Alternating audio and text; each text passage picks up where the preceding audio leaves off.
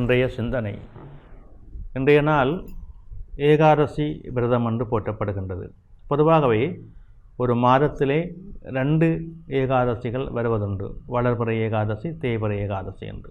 இந்த ஏகாதசி விரதம் முழுக்க நாராயண பெருமானை நினைந்து வழிபடுகின்ற ஒரு விரதமாக அமைகின்றது. இந்த நாளிலே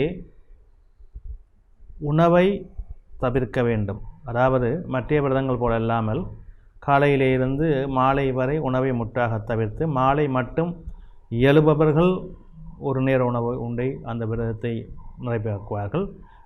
தைரியம் உள்ளவர்கள் அன்று முழுக்க உணவே இல்லாமல் இருந்து பெரும் பால் பழங்களோடு இருந்து மறுநாள் அதை விரதத்தை முடிப்பார்கள். பொதுவாக அது எப்படியாக இருந்தாலும் இந்த ஏகாதசி விரதம் ஒரு மிகச்சிறந்த ஒரு விரதம். நாராயணனிடம் பணிந்து அவருடைய அவர்களுடைய அந்த பாடல்களை எல்லாம் பாடி நாங்கள் அந்த விரதத்தை முறையாக அனுஷ்டிக்கின்ற பொழுது அதனுடைய பலாபலங்கள் எங்களுக்கு நிறைவானதாக அமைகின்றது. நாங்கள் எடுக்கின்ற முயற்சிகளுக்கும் எங்களுடைய காரிய வெற்றிகளுக்கும் எங்களுடைய வாழ்க்கையிலே எல்லா விதமான சுகபோகங்கள் நிறைவாக அமைவதற்கும் இந்த ஏகாதசி விரதம் முற்றுமுழுவதான நிறைவான பலனை தரக்கூடியதாக இருக்கின்றது. இதை அனுபவித்து அந்த விரதத்தை தொடர்புகளுக்கு இதனுடைய தன்மைகள் நன்கு புரியும்.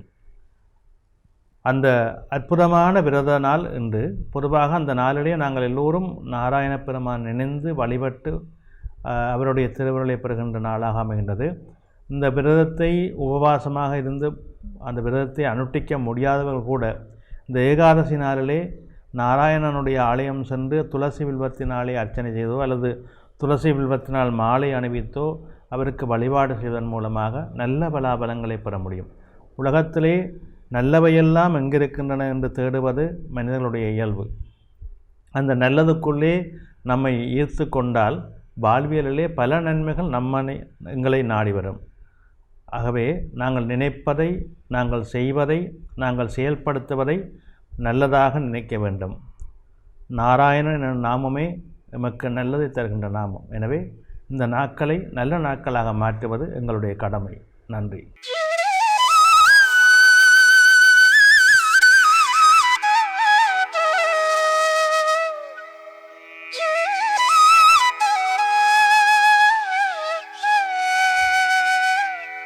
இலங்கையில் அதிகமாக மின்சாரத்தை சேமிக்கும் LG குளிர்சாதன பெட்டி நாடளாவிய அபார்ஸ் மற்றும் பை அபார்ஸிடமிருந்து